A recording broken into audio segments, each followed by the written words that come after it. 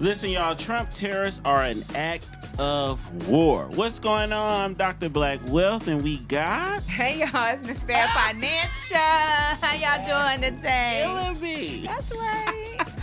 Welcome to the #1 show covering all things business, politics, and wealth. Listen, we diving into some good stuff today. We're going to be talking about the rich getting richer, possible recession, Target sales dropping, war on tariffs. It's going crazy. Bananas. Right? Don't forget to like, share, subscribe, hit that bell so you can hear us every week when we drop an episode. Listen, we're just going to get right into it because there's a lot going on, right? So listen, Trump tariffs. Warren Buffett said tariffs are an act of war. So just to give it a little context, right? Trump tariffs are seeing retaliation across markets. And the markets are negatively responding to it. They don't like it. Right. So just a small little snippet, right? A tariff is basically a tax from country to country on consumer goods. That's the simplest way I can explain it, right? So this business is to business, right? From business country B2B, to country, yes, right? So it's I guess for you want to get a little territory. Is listen, my block. If you want to sell in my block, you're gonna have to pay. You want access to my people? 100%. You got to pay me. You want to be on my corner? You're gonna have to pay me 10% tax on everything you make. However. It's not the opposing, it's the internal that's paying it. Yeah. It's the internal paying it. So it's not like if you want access to my block a little bit, it's basically if you want to import goods to your block, get right? Over here in my territory. If you want to sell goods in your own backyard that from outside of the block, you're going to have to pay to bring in those goods. 100%. So it's not to the opposer, it's to the home team. 100%. The home team is paying that. Alley-oop to you. What's your grade and take on it? No. It's a F. It's a F. Oh, mercy. Jesus on the main line. Tell them what you want. Okay. So on the face value of it, tariffs are needed. And we have always used tariffs and different strategies economic-wise. But what's happening now is frightening. And it's unnerving. The markets are responding such, right? There's no stability in it. You can't really function if everything is 25, 35%. And at home, we do not have the logistical means to manufacture home at the same cost and capacity that our foreign, cheaper labor counterparts are doing. And not even foreign, but if other countries are doing things better or well, and you're not allowing the U.S. markets to have access to it, you almost limit competition. You limit growth if it's like, oh, we're only going to keep what we make to sell, right? I think it puts a cap on the American consumer on what they want. I don't like it. I don't like it at all. And it is an act of war. It's a different type of war. And it's an F for me. It's an F for me. Cool. I'm gonna be honest. I'm thinking I'm giving this a B.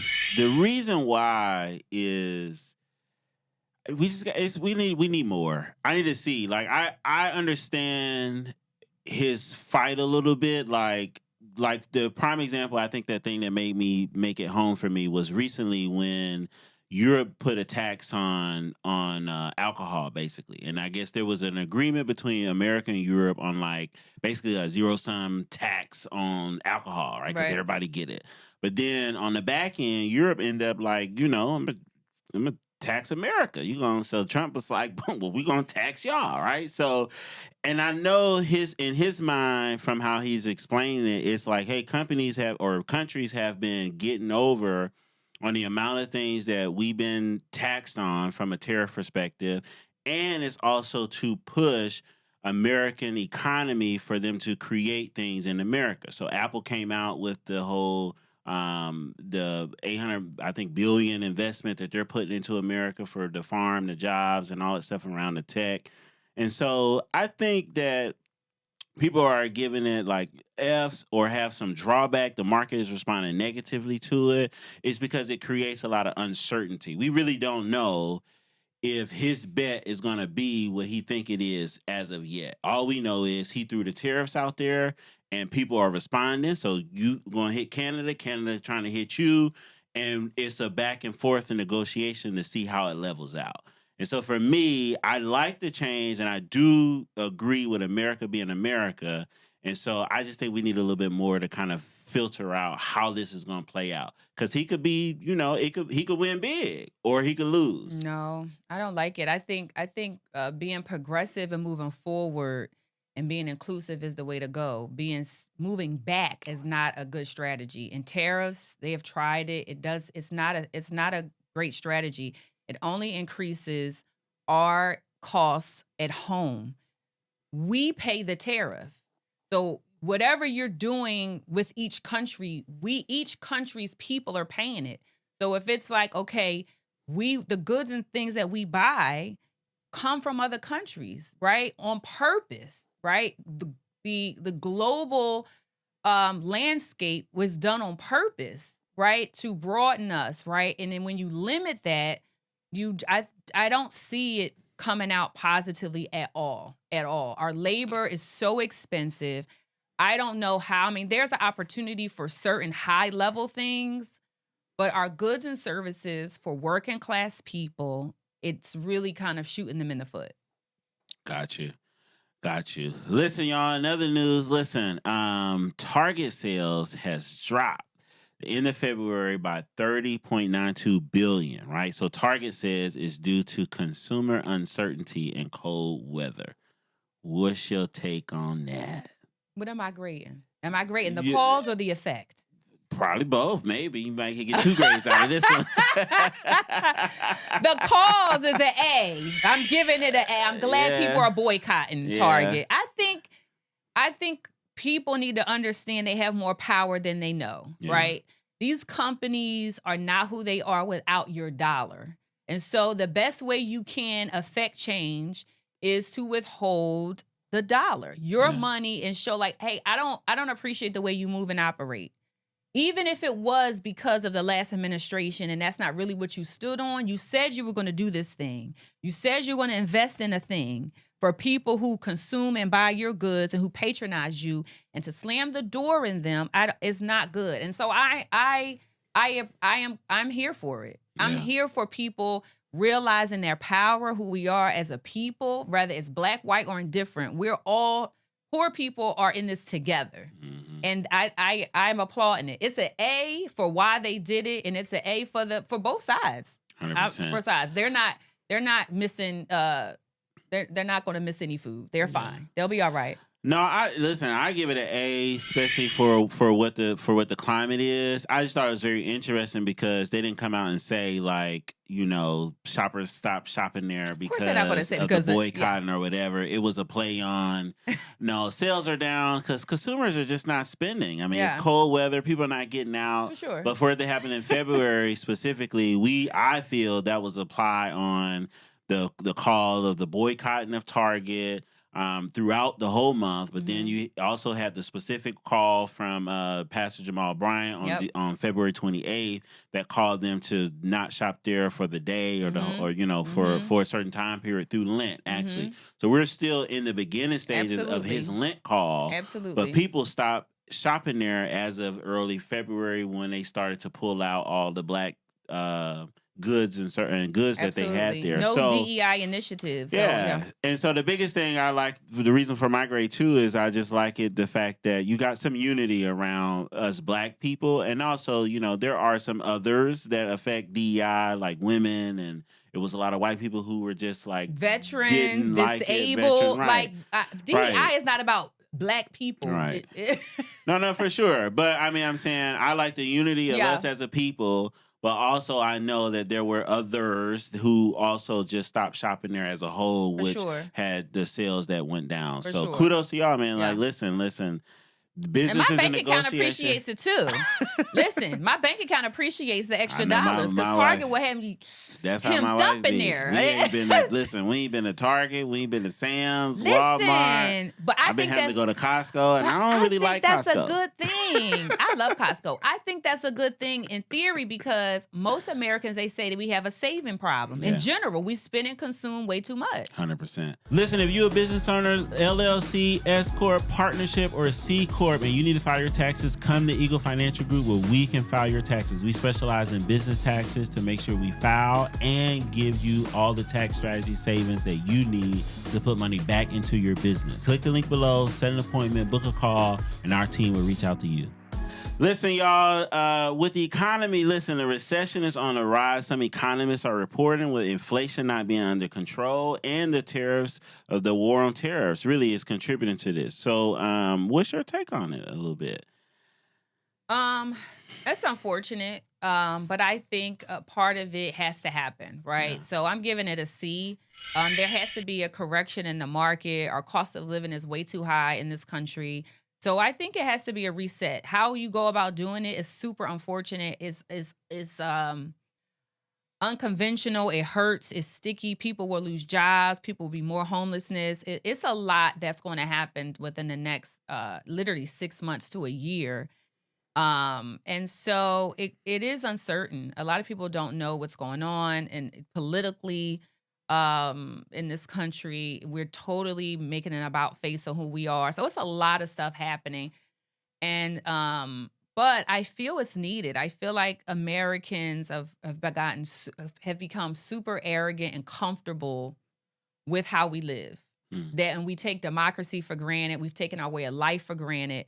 And it's a slippery slope, and you got to constantly work for it and fight for fairness, democracy, the cost of living. How the way you protect your way of life sometimes has to be threatened. So, I'm giving it a C. Giving it a C. Good. I mean, that's a good take. So I'm out the bat. I'm gonna give it a D. I think it's an early call. I think economists are kind of pulling the trigger too early. I think it has a lot of like insightfulness, right? I'm not gonna get into media conspiracies, but I think it's a lot of insightfulness based on the uncertainties of how the tariffs is gonna play out, and that's kind of really where they pulling the call from, right? So if you look at the Fed, kept rates the same. And then the things that contribute to a recession will be things like market softening, stocks are being pulled back, Americans are spending less.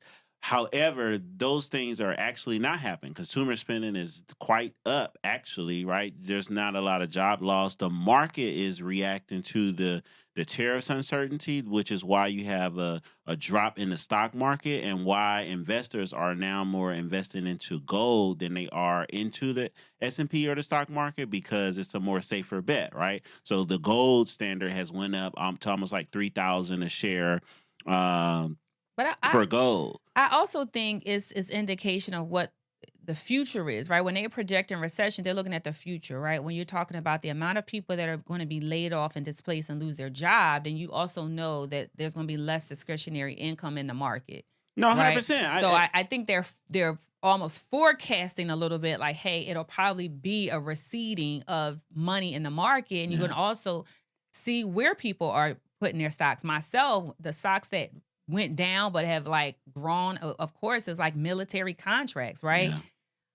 Tons of them between Boeing, Procter & Gamble, Honeywell are like, which is another sign, right? Money does But also play. Military is increasing because he's but also our conflict in the world also is an indicator of that, right? So a lot going on. I mean, like I said, they're definitely future projecting, right? I got nothing against that, but it's almost the same thing as the it's no different than Trump putting tariffs out there, because you still don't know how it's actually going to land out. We still in the early stages of like things just happening, and the only reaction is that he put tariffs out there so people are not kind of like investing, and the market is reacting to the uncertainty of it all. And of course, that's the same thing that the Fed said is, hey, we're going to keep rates here because we just don't know. Physical policies is dealt with by the government or the executive branch, and how that whole situation work, and the monetary policy is based on the Fed, and they're looking at data, and they're trying to see if we're going to be able to keep pace with what we got going on. And so, it's a lot. So again, I give it a D, and I think we're just going to wait it out. So you'll hear how this thing, plays out on our show. So and we'll go from there. Okay. So some more positive news. See, look, another thing is wealth creation is booming as multimillionaires populations jumps to 5.2% worldwide. in the world's wealth rose like 4.4%, with 40% belonging to the U.S. super rich, nearly double that of China. What's your take on that? Let me say this. I like this clip because for me, although we might have an idea of who is the wealthy that's getting wealth, there's still, just like the market and the indication, there's still like a positive reaction to there's money to be made in America. And I believe that. I think a part of those multimillionaires, I think you have a lot of black millionaires who have been coming up on the rise and making the headways into multimillionaires. So. All right. Or maybe I should go first. So I'm gonna give it an A. I'm gonna give it an A. I like the positivity of what this looks like, right? Because to me, it looks like with all the stuff that we just talked about, market going crazy, people thinking it's gonna be a recession, the tariffs and stuff like that, people are still making money. Also, from a stocks perspective, if the stocks is down, this is where it's beneficial for you to double down on stocks and buy if you actually have a company that's fundamentally good. So you may be reacting to the stock, but let's say NVIDIA just had their annual meeting and he's reporting that things are good. AI is moving. That's a space where, and that's probably where the wealth is being created. AI is new in a sense for everybody. So it's still a way for you to create that wealth, if you will, if you go into that space. So if NVIDIA's fundamentals is looking good, you want to double down on that, because when the stock do correct itself, you have just doubled or tripled or quadrupled your wealth. I mean, I can't stand Elon Musk and Tesla, but I didn't sell my stock. You didn't sell? No. Oh, it was people who sold it. I'm sure they did. Yeah. I never got Target, but I definitely, there's companies that I fundamentally don't agree with. But I'm still going to participate in the economic, Is that a conflict? Yes, you look conflicted. There's times I was conflicted. Absolutely. Life is not black or white. It's 100%, complicated. 100%. And I think, you it's got to like my fight for respect, but we trying to make money in a way. I love business a little bit. Right. It's complicated. I mean, I think when people simplify it, they're being disingenuous. Yeah. Life is complicated. Business is complicated. And so I definitely took a step and was like, who is this really hurting if I sell my stock? Yeah. You know what I mean? Or if I don't buy while it's super low right now. People are dumping stock. Tesla's like crashing. Yeah. So I'm like, a part of me is like, dude, this one I should get in, right? Because it's definitely probably going to come back. Yeah. Right. You know what I mean? So I'm like, ugh. Yeah. You know, but they take advantage of people when they're down. So I should take advantage while they're down. Yeah. That's kind of how I rationalize it a little bit with myself, because it's the betterment for me and my family and what I would do with the wealth versus what the wealthy do with their wealth. Yeah, so that's kind of how I rationalize a little bit. But I don't know what we were talking about. What am I grading, team? I'm sorry. I guess just the overall wealth creation. The wealth creation. Yeah. The imperialism of American wealth. I don't know. However you want to, Super wealthy people. You can't be that of a capitalist and anti-capitalist. This is very conflicting, ma'am. You got to pick a side. No, I don't. Who says I have to? That's the problem. They be like, this is capitalism. Now I got to be rude, crude, and greedy because I say, no, you can write your own. You can define what capitalism is. I'm not that type of capitalist. Sure. Do I participate? Absolutely. So again, my grade, I don't know. What am I grading? Oh my God. I'm grading. Is that a positive thing that people are super wealthy or getting wealthier? Yeah. Good for them, I guess. Yeah, that good means for them. You the can Gilded be Age is upon us again. Oh my goodness. The Gilded Age is coming. The super wealthy are becoming wealthier as the poor are becoming poorer. The inequality gap is widening. That's an F. That's an F for me. Oh my goodness. They need a nut. Like, you could buy an island now. That much power and money for man to hold and attain is sinister. And it's up for the taking. And you could be next. It's sinister. Don't forget about that. So listen, y'all, it's a wrap, man. We covered a lot of stuff, a lot of things going on in the market, out in the world. Trump going crazy, business going crazy, recession might be recession. Are we recession proof or not? I don't know. We'll keep y'all posted more on that, man. Like, share, subscribe. Let us know. Tell a friend. Yeah, let us know what topic resonates with you. For sure. We love to hear the feedback. If you have a business and want us to give you advice on a scenario, email us at info@mindofyourbiz.com, and we'll do it live on the episode. And we'll see y'all next week. That's right. Peace.